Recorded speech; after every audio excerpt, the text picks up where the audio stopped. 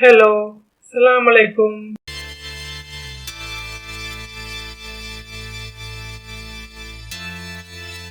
இன்னைக்கு நாம எதை பத்தி பார்க்க போறோம்னா ஃபைனான்ஸ், நிதி சம்பந்தமா பார்க்கலாம்.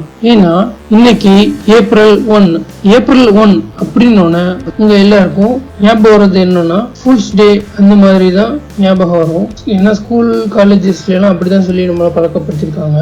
பட் ஆக்சுவலா ஏப்ரல் 1 அப்படிங்கிறது ஒரு வருஷத்துடைய ஃபர்ஸ்ட் டே. எந்த வருஷம்னா ஃபைனான்சியல் இயர் அப்படின்னு சொல்லக்கூடிய நிதி ஆண்டுன்னு சொல்லுவாங்க. ஸோ அதோடைய ஃபர்ஸ்ட் டே தான் ஏப்ரல் 1. ஸோ இந்த டே ஃபைனான்ஸ் பத்தி தெரியாம அவேர்னஸ் இல்லாம நிறைய பேரு இதை ஃபுல்ஸ் டேன்னு நினைச்சிட்டு இருக்காங்க.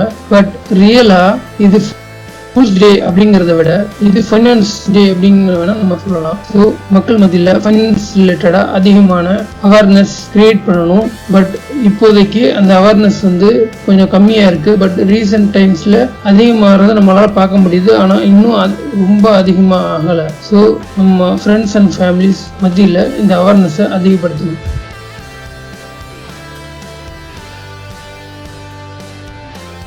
ஆக்சுவலா இந்த ஃபைனான்சியல் இயர்லேருந்து நம்ம அதிகமான விஷயங்களை ஃபைனான்ஸ் ரிலேட்டடான விஷயங்களை கற்றுக்கணும். எஸ்பெஷலி இன்டர்நெட் மூலியமாகவும் சரி, யூடியூப் மூலியமாகவும் இல்லை இன்ஸ்டாகிராம் அல்லது எந்த ஒரு சோஷியல் மீடியா பிளாட்ஃபார்ம்ல இருந்தாலும் சரி, நம்ம அதிகமான கண்டென்ட்ஸ் கொட்டி கிடக்கு.